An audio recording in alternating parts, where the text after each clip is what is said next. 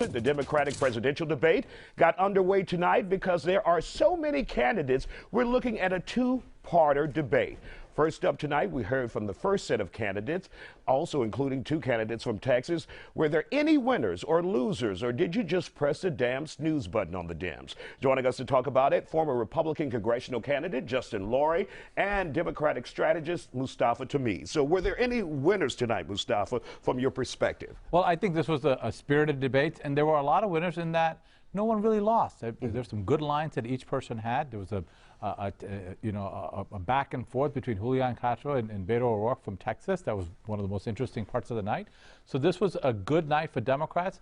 But one thing that wasn't mentioned a lot was President Trump. We didn't hear his name a whole lot in that debate. Do you see anyone, Justin, who can beat President Trump in this first group of Democrats? No.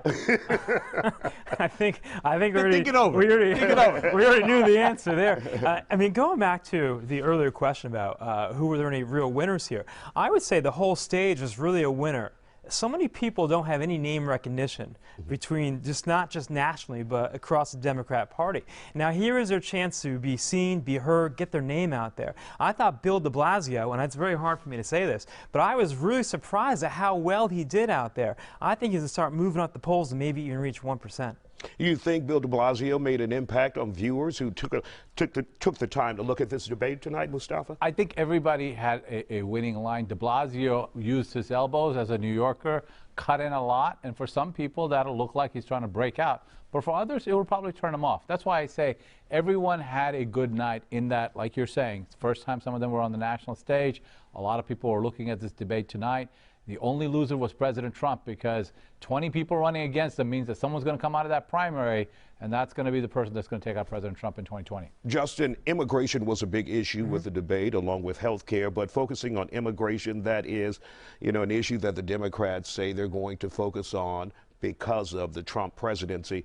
Do you foresee them swaying the country their way in the type of measures they want to take in order to address the immigration problem? I think it's a great direction we're moving in to have a real debate about immigration and there are really two big issues here. One is open border, and two is having control of the border, having a meritocratic approach to allowing people in to obtain visas and control the process.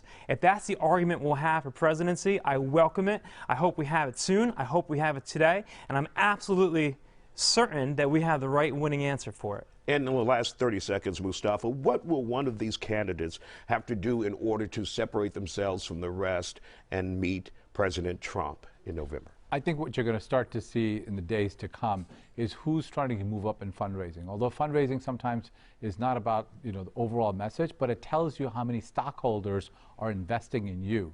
So after this debate, after tomorrow night's debate, who starts to move up, who has the staying power is going to be really important. All right, gentlemen, thank you for joining us here on The Fact Uncensored.